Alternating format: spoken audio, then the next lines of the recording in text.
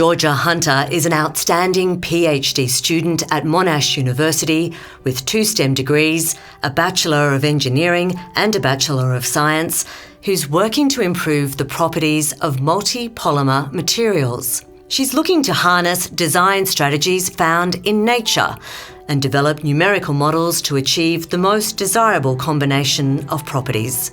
With exciting possibilities unlocked with the advancement in multi-polymer 3D printing, her research proposal could contribute to the manufacture of polymer materials that are as strong and as tough as natural materials. This has been difficult to achieve using conventional manufacturing techniques.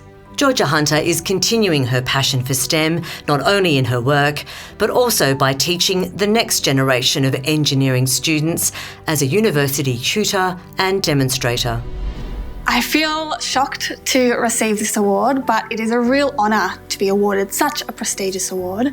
I really hope that being awarded this Ezio Rizzardo award will shed light on the importance of polymer composites and will really help my work reach a broader audience and demonstrate the applicability and the significance of polymer composites in the future. There are many people I would like to thank.